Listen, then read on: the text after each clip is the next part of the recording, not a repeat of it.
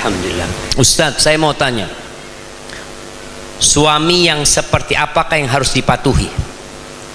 Apakah dia suami yang suka menyakiti fisik istrinya masih harus dipatuhi? Buat para istri, suamimu itu surgamu atau nerakamu? Jazakallahu khairan. Ketika suami melakukan kejahatan, maka tugas seorang istri ini sudah kejahatan.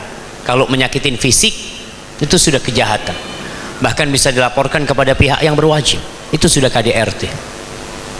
Tapi ada istri yang masih sayang dengan rumah tangganya, dia ingin pertahankan rumah tangganya, maka perbaiki. Bagaimana cara memperbaiki suami? Jazakallahu khairan. Makasih banyak. Bagaimana cara memperbaiki suami? Masya Allah, suami ini manusia yang tercipta dari tanah. Yang tanah ini sebenarnya mudah untuk dibentuk. Tanah, lihat itu, antum mau bikin panci jadi panci, mau bikin dia tempat penggorengan jadi tempat penggorengan, mau dibikin bata jadi bata, mau dibikin lubang angin jadi lubang angin. Artinya dia mempunyai tabiat yang bisa dirubah. Bagaimana caranya istri menghadapi suami yang suka menyakitin fisiknya ini? Anti tahu kenapa dia menyakitin fisik anti? Kalau ternyata memang dia orang yang berpenyakit, suka nyakitin istrinya tanpa sebab, ya anti gugat cerai. Kenapa harus dipertahankan? Rumah tangga itu untuk mendapatkan sakinah, mawaddah dan rahmah. Kalau tiap hari berantem tanpa sebab, maka anti lebih baik mundur. Tapi kalau ada sebabnya, Ustaz, sebabnya remeh Ustaz. Apa sebabnya remeh? Ya kadangkala bajunya belum disetrika. Berarti anti tahu sebabnya. Terus solusinya mudah, anti setrika bajunya. Sebabnya dia marah kadangkala Ustaz karena kopinya habis. Ada yang seperti itu. Padahal Anda sedang ngerawat anak Ustaz, Anda nggak sempat ngelihat kopi dia. Dia udah teriak-teriak, marah-marah, mukul anak gara-gara kopi. Masya Allah. Mulai besok beli termos. Suami teriak kopi, hati datang. Ini bang, Masya Allah, nggak jadi marah dia, langsung dia tuang. Kopi udah siap. Artinya apa yang membuat suami marah bikin dia nggak marah. Perempuan ini memiliki kekuatan yang tidak dimiliki oleh yang lainnya. Dia bisa menundukkan suami, apalagi dia sudah bertahun-tahun tahu sama suami. Asalkan suaminya sholat 5 waktu, dia orang yang baik, cuma dia punya tadi Ustaz perilaku yang nggak baiklah di beberapa hal. Lihatlah kepada kelebihannya dan kekurangannya, diperbaiki. Tapi kalau anti merasa anak nggak bisa Ustaz taat sama suami kayak gini, sudah jangan dilanjutkan pernikahan itu. Ganti istri, ganti suami. Boleh ganti suami, boleh gugat cerai kalau ada sebabnya. Barakallahu fikum. Saya dari tempat jauh sekali, luar Palembang, Masya Allah. Ustadz, saya sudah beristri, namun karena istri saya ada sedikit kesalahan, jadi saya membencinya sekali, dan saya putuskan untuk tak mau pulang ke rumah. Apakah ini salah? Mohon dan jelaskan. Jamaah, istrimu bukan bidadari dan kau bukan malaikat. Tak ada gading yang tak retak, semua melakukan kesalahan. Apabila seorang istri melakukan kesalahan, ada perilaku dia yang tidak engkau sukai, engkau perbaiki. Dan hendaklah kita melihat kepada kelebihannya, bukan kepada kekurangannya. Rasulullah SAW mengatakan, la yafraq mu'minun mu'minah. Nggak boleh suami yang beriman membenci, memusuhi istrinya yang beriman, nggak boleh. Terus gimana? In kariha minha khuluqan radiya minha akhar. Kalau ada perilaku istri yang tidak dia disukai, coba lihat kepada perilaku yang lain yang dia sukain. Buktinya engkau meminang dia, engkau menikah sama dia, pasti ada kebaikan di diri dia. Dan Allah mengatakan kepada para suami, wa ashiruhunna bil ma'ruf. Pergaulilah istri-istri kalian dengan cara yang baik. Fa in karihtumuhunna, kalau kalian benci sama istri kalian, ceraikan istri kalian, pulangkan kepada orang tuanya. La, Kata Allah, fa'asa an takrahu syai'an wa yaj'alallahu fihi khairan katsira. Bisa jadi yang kalian benci, di balik itu Allah jadikan kebaikan yang banyak. Maka antum lihat kepada kelebihan. Suami dalam rangka memperbaiki istri itu ada 3 tahapan. Yang pertama, memberikan nasihat dengan cara yang baik. Ingat, kalau ngasih nasihat dengan cinta, bungkus nasihat itu dengan cinta. Katakan kepada istrimu, aku tuh sayang sama kamu, sehingga hatinya terbuka. Tapi kalau suami sudah ngasih nasihat, sini, aku itu benci sama kamu, kira-kira istrinya mau dengerin? Bang, emangnya aku nggak benci? Sama kita benci, hanya gara-gara anak bertahan. Karena kalau seperti itu, maka jangan dengan benci, nasihati dengan cinta. Aku tuh sayang sama kau, aku minta jangan lakukan inilah, minta sama istrinya. Baik, nggak bisa, udah kasih nasihat. Yang kedua, boikot ranjang, jangan digaulin istri,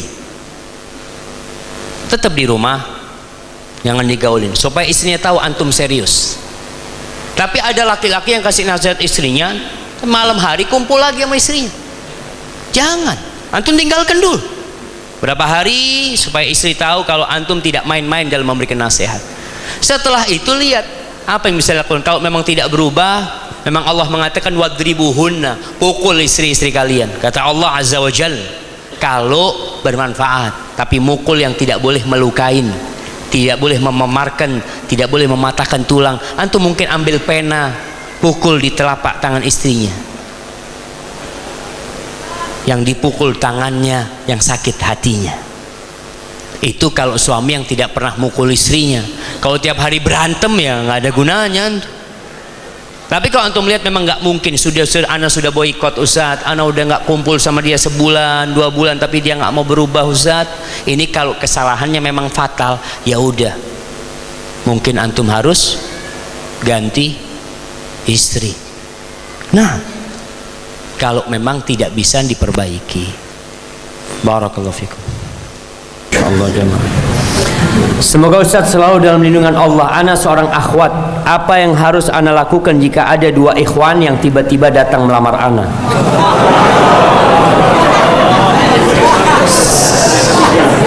Kita lagi tegang bicara sunnah. Ini urusan saat ini masuk sunnah Nabi. Nah, yang satunya sudah sangat mapan, tetapi kurang baik agamanya dan lebih cenderung pada dunia. Lalu yang satunya sangat baik agama dan paham akan ajaran-ajaran Islam, namun tidak mapan dari segi duniawi, sehingga ibu saya menyuruh untuk memilih yang mapan tadi. Sedangkan hati saya telah cenderung pada ikhwan yang kedua. Mohon pencerahannya Ustaz. Nah,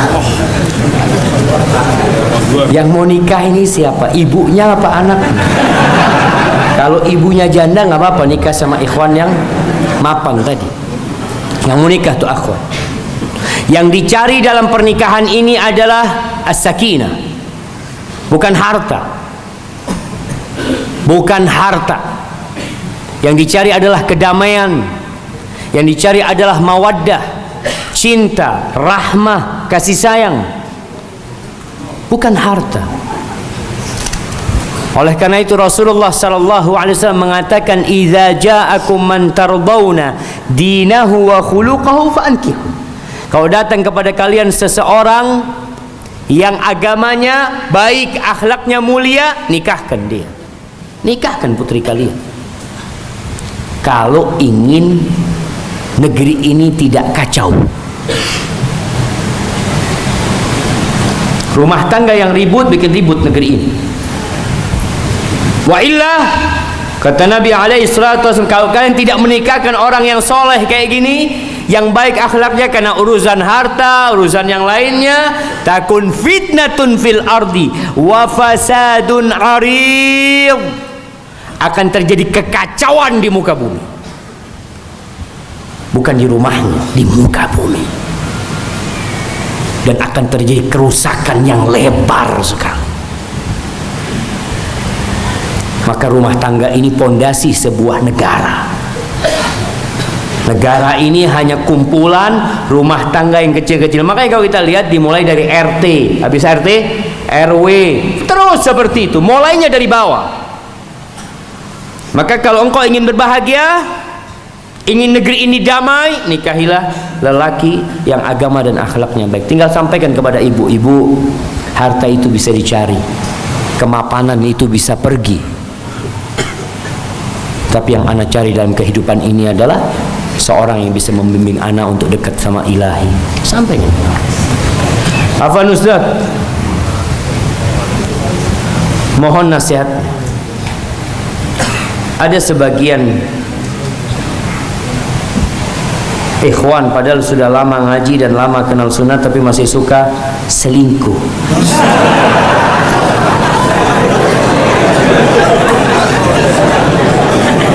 Sudah bertobat tapi masih kembali melakukan perbuatan yang sama. Jamaah, ini masalah yang berat. Betul.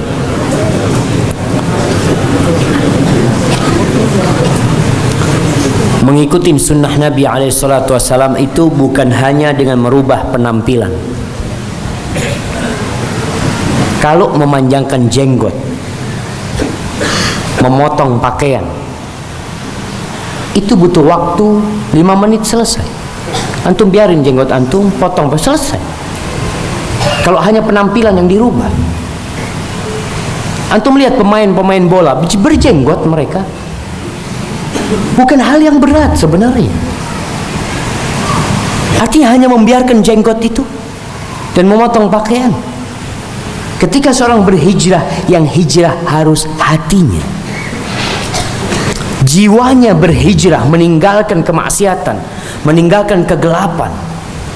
Jangan sampai menjadi orang-orang yang pura-pura baik,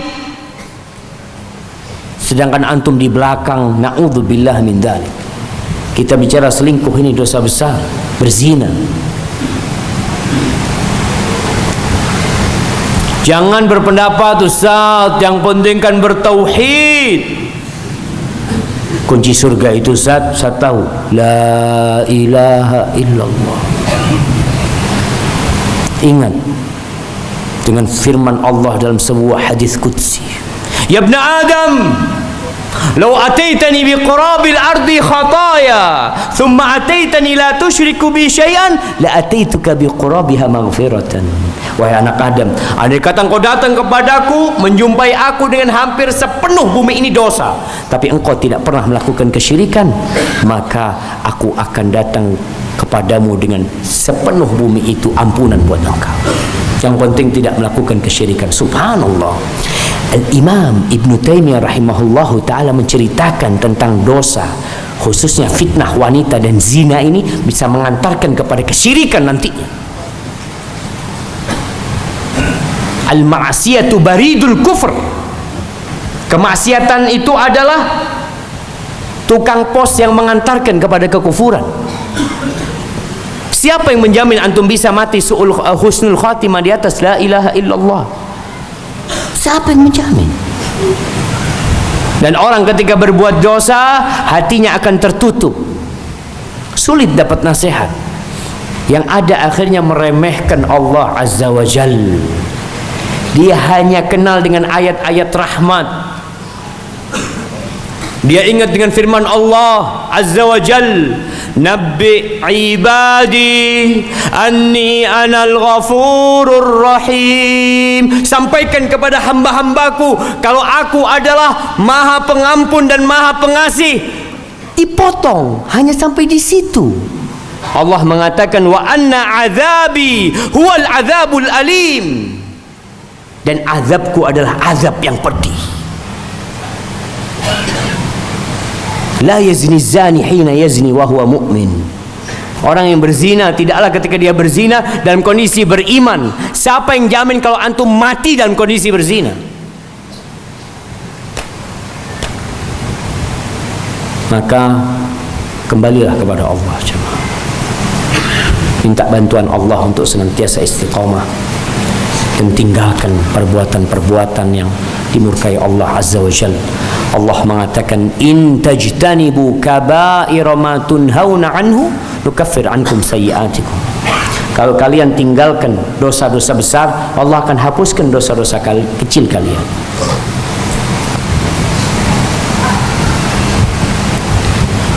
Ustaz, bagaimana istri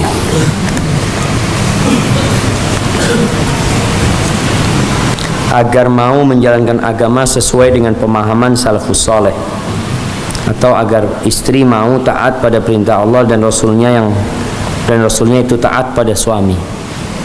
Pertanyaannya, antum kayaknya salah milih istri. Nah, kriteria istri antum itu sesuai dengan nafsu antum dulunya, tapi tidak sesuai dengan sunnah Rasul SAW.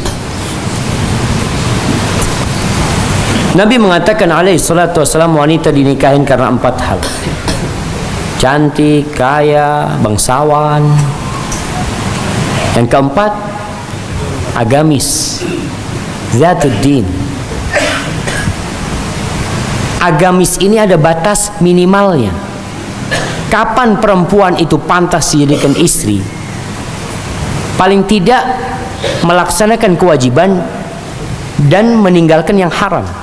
Berarti agamanya minimal. Ya, kan banyak orang sekarang suka minimalis. Jadi kalau bicara istri minimalis, agamanya ya sudah, melaksanakan kewajiban, meninggalkan yang haram. Mungkin dia tidak sholat sunnah qobliyah ba'diyah, dia cuma sholat 5 waktu. Mungkin perempuan ini ya tidak membaca Al-Quranul Karim, tapi dia sholat 5 waktu, dia menutup auratnya. Artinya dia melaksanakan yang wajib-wajib, meninggalkan yang haram. Itu zatuddin. Tentunya memahami agama sesuai dengan pemahaman salafus saleh, pemahaman para sahabat Nabi. Terus bagaimana cara ngajak istri? Yang pertama, antum harus baik sama istri antum. Rasulullah SAW ketika memberikan nasihat kepada istrinya, beliau itu tidak teriak-teriak, tapi dicari momentum yang tepat, beliau kasih nasihat. Ketika istri tidak mau taat, padahal perintah Allah ini wajib untuk dilaksanakan, maka sang suami beralih kepada hajar, tidak ngumpulin istrinya, tinggalkan istrinya, sampai istrinya taat. Kebanyakan laki-laki proses yang kedua ini tidak pernah dilakukan.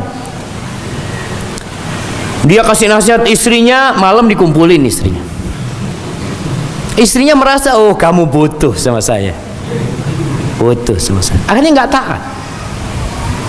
Allah mengatakan, wallati takhafuna nushuzahunna fa'idhuhunna wahjuruhunna fil madaji wadribuhunna.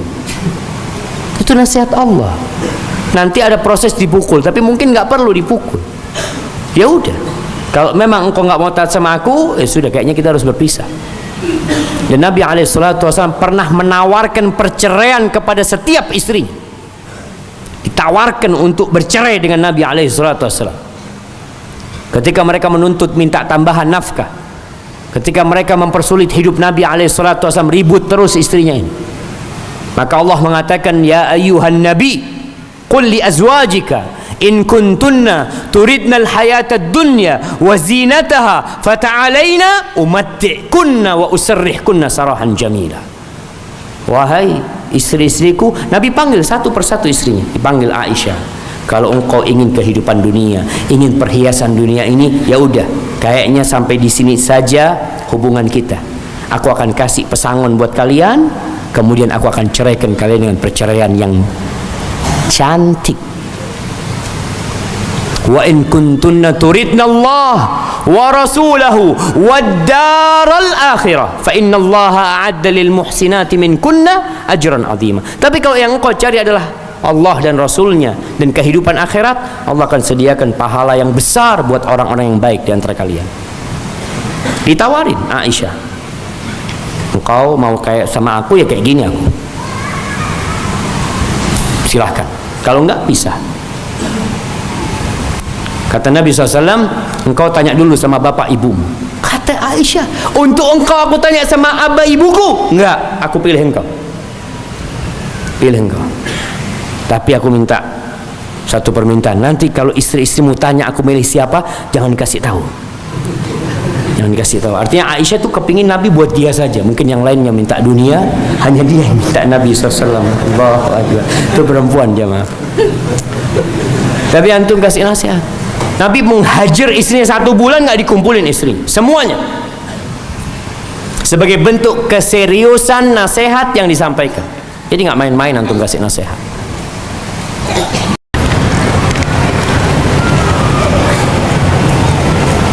Afwan Ustaz, apakah poligami harus minta izin dulu kepada istri pertama?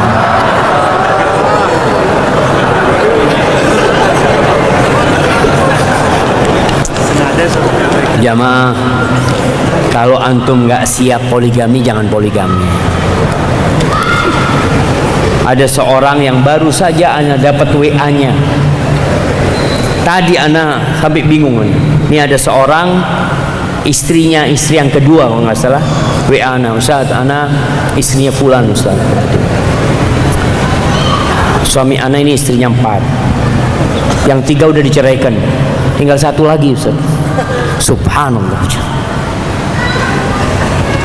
Dan suaminya mengatakan, ana nggak bisa berbuat adil, daripada ana berdosa Ustaz. Akhirnya dia istrinya tinggal 1 aja. Jadi jangan main-main dengan poligami kalau tidak berani dan tidak mampu berbuat adil. Kata Allah, fa in khiftum alla ta'dilu fawahida. Kalau takut tidak bisa berbuat adil, cukup 1 rasa 4. Masya Allah. Antum bilang sama istri antum, ana mau 1 tapi ya yang bener lah melayani. Ngomong kalau memang tidak mampu. Jangan sampai antum PHP istri antum, bertahun-tahun mati istrinya tetap 1. Ada namanya jamaah ad-dajajah as-soq'a, ayam betina yang rami di kandang nggak bertelur. Itu bikin ribut satu kampung. Petok ditunggu telurnya nggak keluar jemaah. Jadi kalau ada lelaki yang suka ngomong poligami, biasanya dia nggak poligami. Maka ibu-ibu kalau suaminya ngomong poligami, ketawain aja. Tapi kalau suaminya minum kopi diam-diam, ini bisa jadi sudah punya 1 lagi. Barakallahu fiik.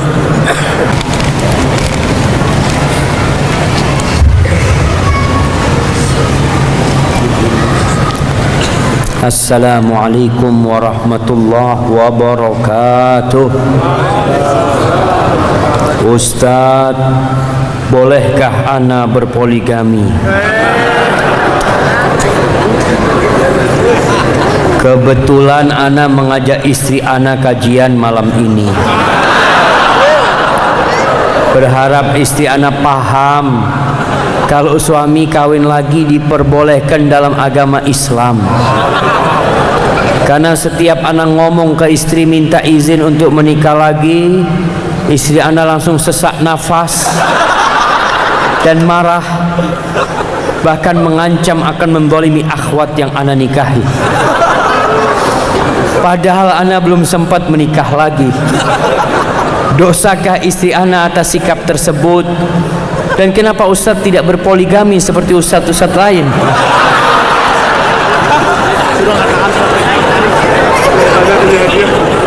Nah, yang tanya mau dikasih hadiah jemaah.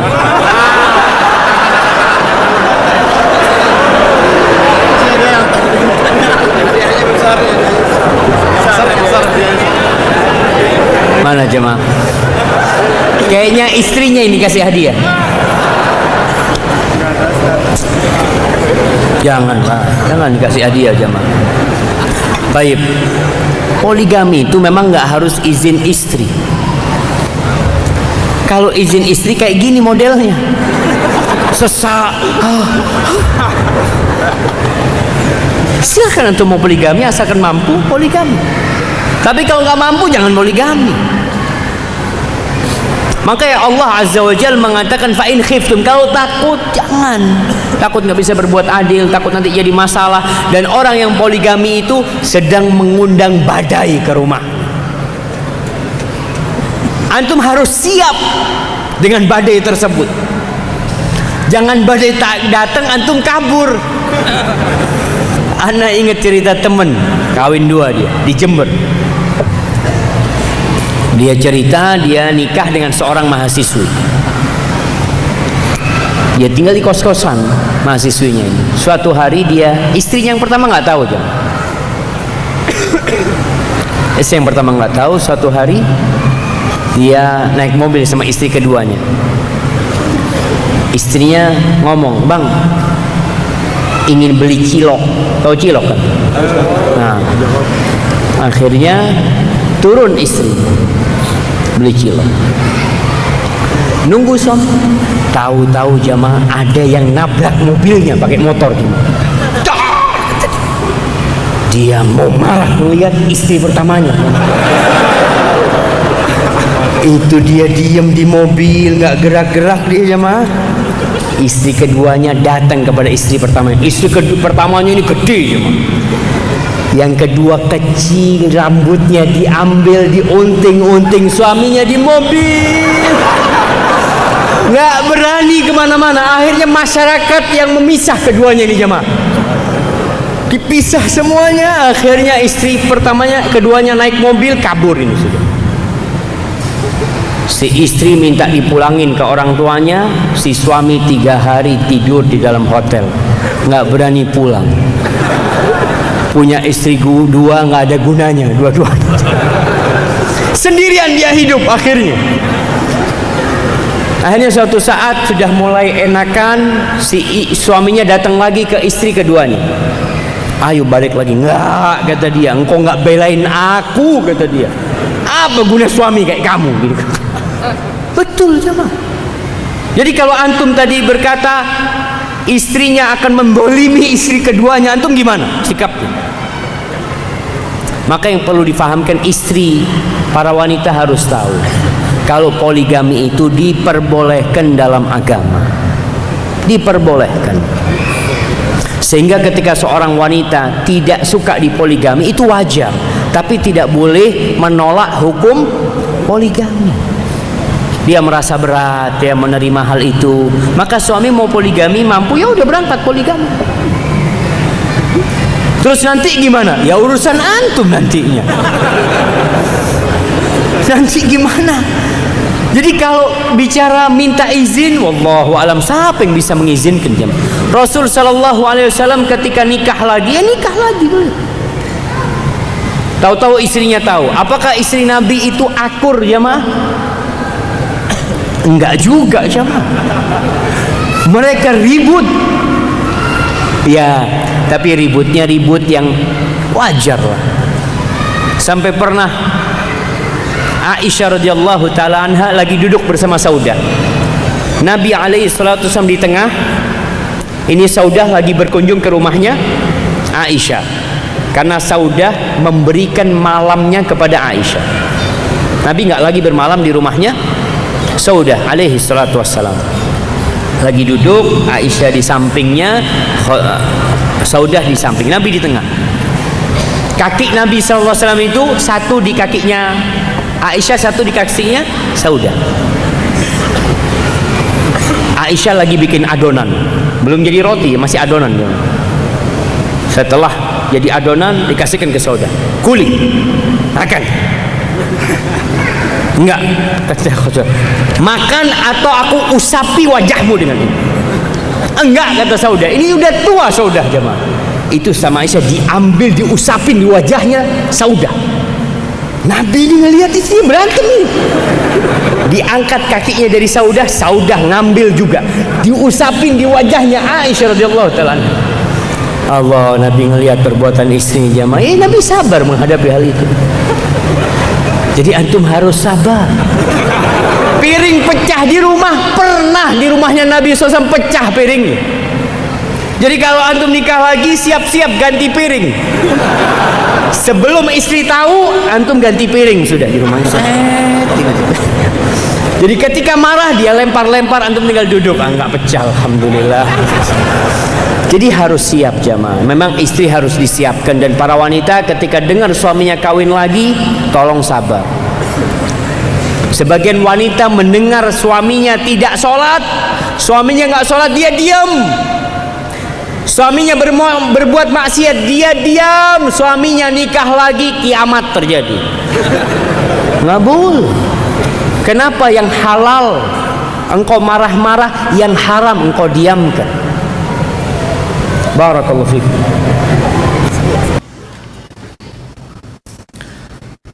Nah, ana mau bertanya. Dulu ana terjebak dalam dosa pacaran. Kemudian ana ingin berhenti dari dosa tersebut dan ana menikah dengan pacar ana.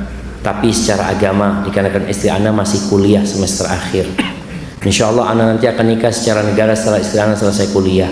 Pertanyaan ana, Ustadz, bagaimana cara tobat yang benar terhadap dosa ana dahulu? Iya, jemaah, banyak dosa yang menjadi penutup rezeki kita. Ada orang yang kasih rezeki sama Allah terus padahal dia berbuat dosa, itu namanya istidraj. Agar dia nggak bertobat dan mati dalam kondisi melakukan dosa. Alhamdulillah antum bertobat kepada Allah. Caranya bagaimana?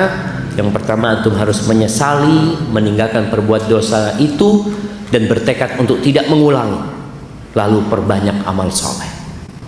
Perbanyak amal soleh. Insya Allah dengan cara seperti itu semoga Allah mengampuni dosa-dosa antum. Bagaimana status pernikahan ana?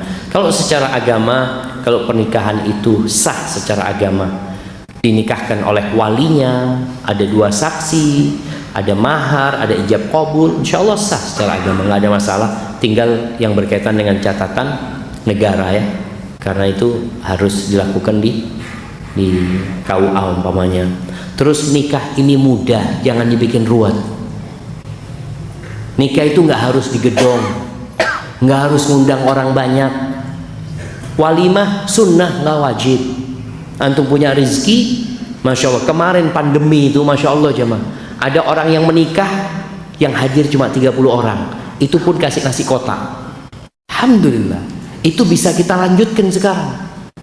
Jadi nikah, antum kalau nasi kotak nggak usah terlalu Ustaz, nasi kotak. Ana sate Madura aja Ustaz. Iya, pulang dari masjid isya, ayo jamaah ke rumah ana, walimah, ada sate, fadol sate. Cukup jamaah. Kita jangan mempersulit diri kita sendiri dengan hal-hal yang tidak penting, yang kadang-kala hanya untuk berbangga-banggaan. Dulu itu kalau nikah nggak ada souvenir jamaah. Sekarang antum lihat harus ada souvenirnya. Kalau nggak ada souvenirnya nggak enak sama tetangga. Apalagi kalau pulang harus ngasih apa? Besek ya, kasih besek, kasih berkat ke orang-orang itu. Kalau antum mampu silahkan, tapi nggak mampu jangan memberatkan diri. Oh apa kata orang? Biar orang berbicara, daripada antum harus berhutang, akhirnya susah. Malam pertama ini, ada malam pertama istri ini ngelihat suami ini ngelihat istrinya, mas apa oh mas katanya, mikiri utang itu gara-gara kawin di awakmu. Itu kan kesian jamaah. Jadi jangan sampai gitu, jangan sampai. Tadi antum menikah, kalau mau ke KUA secara negara datang. Kita mau nikah resmi, cuma walimahnya ditunda nanti kalau punya rezeki, nggak apa-apa. Walimahnya ditunda kalau punya rezeki. Jadi nggak harus walimah itu berbarengan. Ada yang nikahnya tahun ini, walimahnya tahun depan. Dia lihat, loh kok sudah punya anak kata dia antum. Iya kita nikah udah tahun lalu sebenarnya, cuma kita ingin walimah sekarang. Nggak apa-apa jamaah, nggak apa. Ini pertanyaan kedua. Masya Allah, anak cuma dikasih jatah 3 pertanyaan ya. Ini pertanyaan terakhir berarti. Jika menunda kehamilan dengan alat kontrasepsi dengan tujuan supaya istri anak bisa fokus skripsian agar tidak stres, mohon solusinya Ustaz. Nah, jadi menunda kehamilan atau mengatur kehamilan itu nggak apa-apa, tapi jangan membatasi, kecuali ada sebabnya. Ada orang enggak, anak 2 anak cukup. Pak Harto berapa anaknya? Berapa Pak Harto anaknya? 5. Betul jemaah. Bung Karno berapa anaknya? Banyak mereka jemaah. Udah ada masalah rezekinya masing-masing. Jadi orang kadang-kadang berpikir 2 anak cukup. Kenapa Ustaz? Kalau banyak anaknya gimana sekolahnya nanti? Ini ada orang anaknya lahir, ya Allah, ya boleh kuliah gue, anak gaji 2 juta. Ini baru lahir, nanti dia punya rizki sendiri dan tidak makan rizki bapaknya. Kata Allah, nahnu narzuquhum wa iyyakum.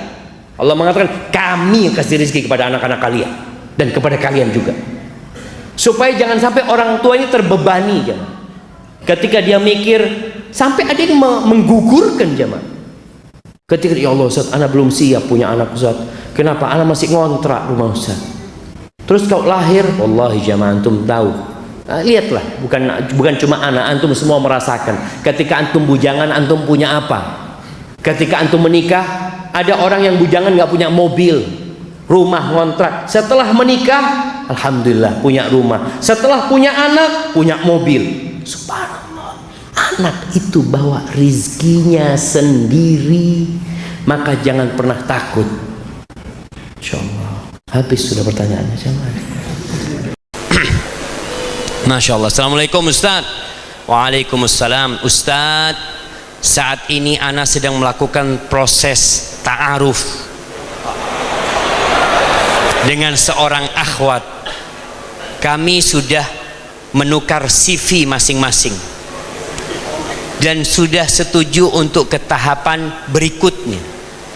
Dalam waktu dekat berencana untuk bertemu murabbi si akhwat. Tapi ana saat ini terkendala biaya pernikahan.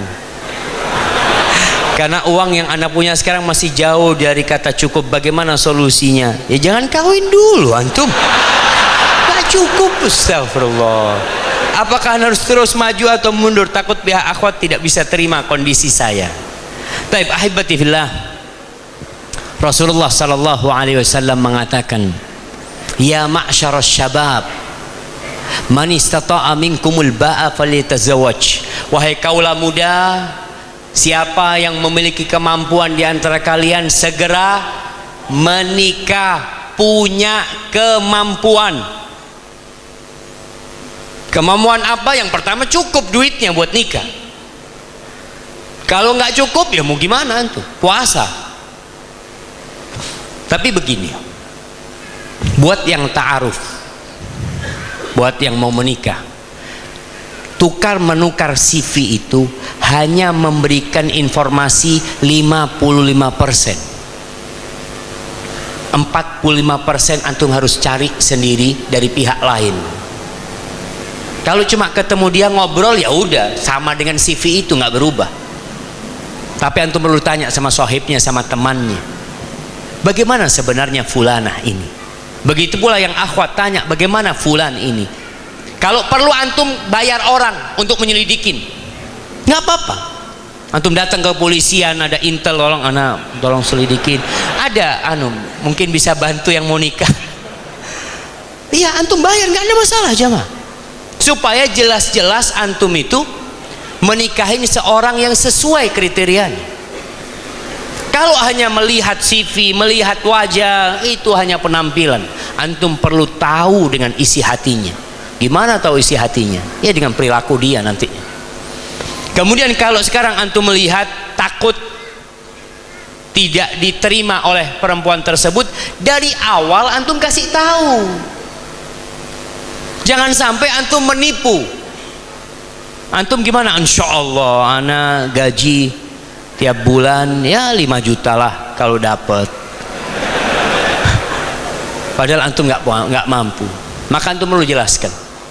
Kemudian yang kedua, carilah perempuan-perempuan yang keluarganya siap menerima antum apa adanya.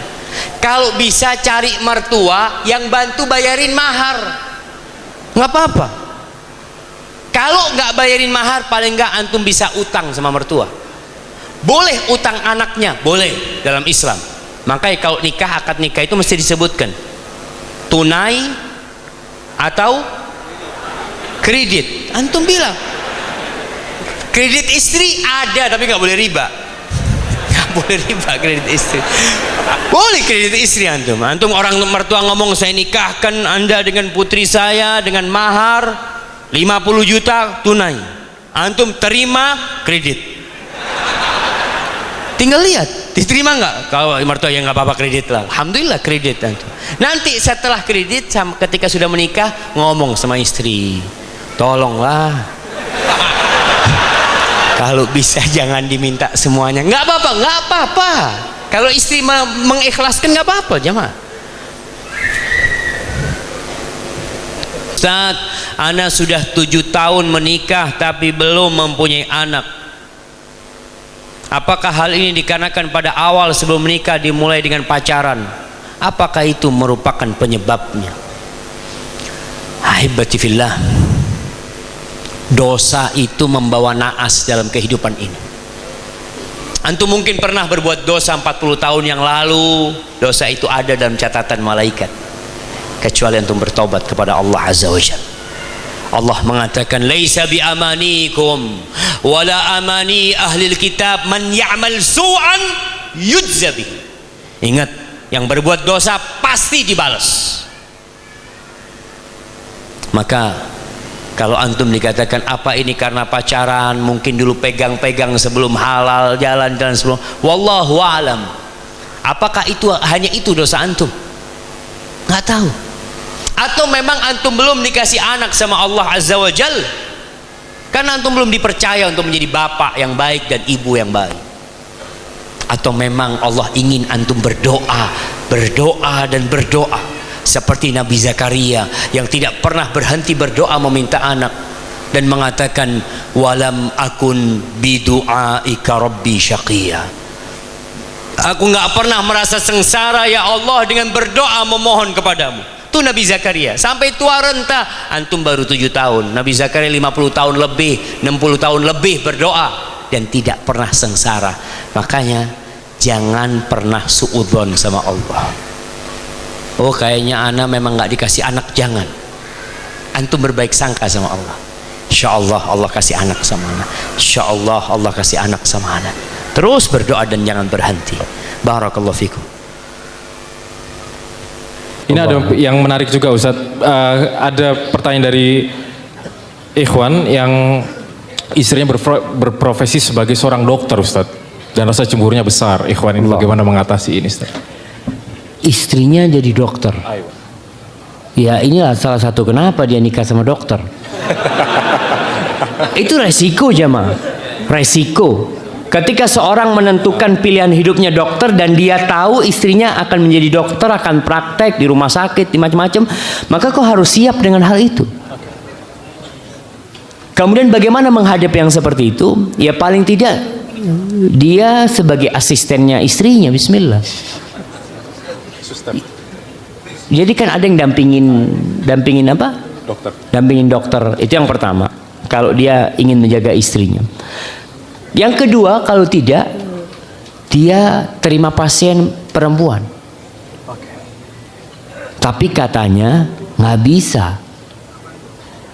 bisa bikin, itu ada kode etik tuh. Tapi kan kode etik kita yang bikin. Nah, kode etik itu sebenarnya bisa dibikin. Paling tidak kan ada rumah sakit yang dibedakan laki sama perempuannya gitu ya. Yang laki di tempat yang laki, yang perempuan tempat yang perempuan. Jadi kita harus sabar. Jadi selama masih dalam batasan-batasan yang diperbolehkan, ya nggak ada masalah dengan istri kita. Tapi itu resiko yang harus ditanggung. Dan tetap harus ada rasa cemburu. Apalagi kalau istrinya dokter spesialis penyakit kelamin. Nah, ada jemaah. Ada wanita yang seperti ini. Harus semakin hati-hati jemaah. Harus semakin hati-hati. Dan kalau memang bisa umpamanya si suami bisa membuat istrinya berhenti, mungkin dicari tempat lain lah. Dia bisa praktek atau gimana yang dia bisa lebih bebas untuk menjaga istrinya di sini. Karena terus terang ada penyakit-penyakit yang memang harus buka ini, buka itu macam-macam. Na'udzubillah min dzalik. Barakallahu fikum. Waalaikumsalam warahmatullahi wabarakatuh. Ini ada pertanyaan menarik Ustadz. Bagaimana Ustadz mengatasi cemburu ketika kita melihat istri dari teman kita ini bahagia Ustadz? Dia cemburu dengan istri orang. Si istri ini, orang ini cemburu melihat mungkin dia ketertarikan dengan istri temannya Ustadz. Tertarik sama istri temannya apa karena dia bahagia? Dia tertarik sepertinya. Laki nih yang tanya nih. Yang laki tanya. Bahaya.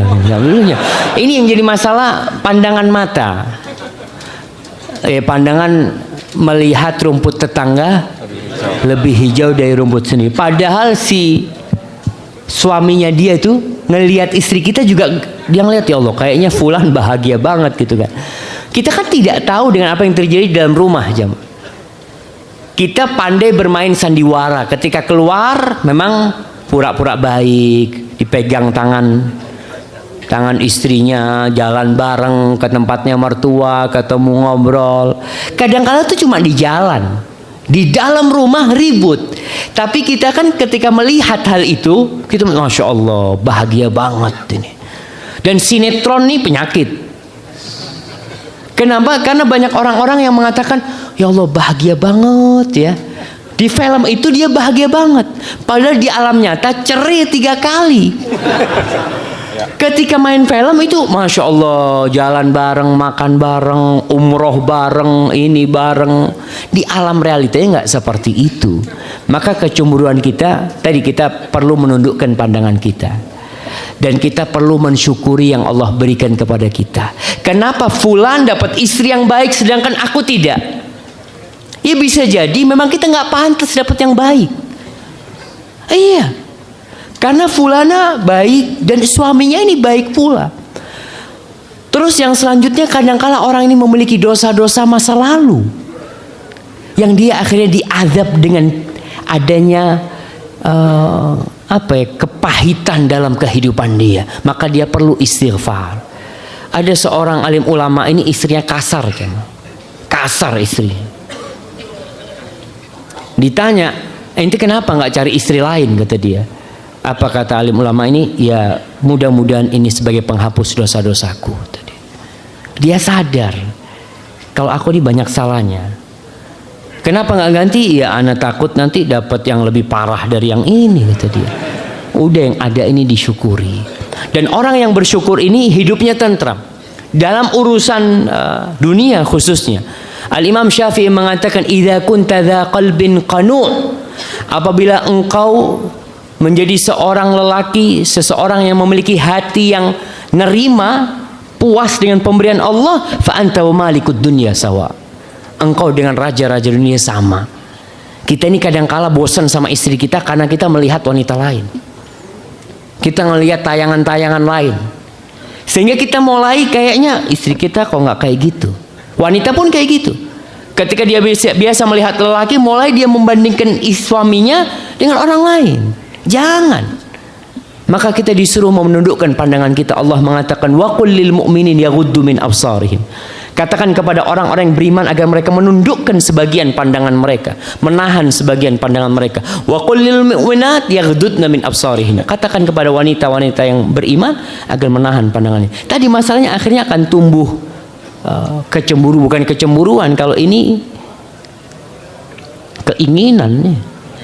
Nah, keinginan yang terlarang itu kan, Masya Allah. Nah, barakallahu fikum. Wa fika barakallahu Ustaz. Syukran Ustaz.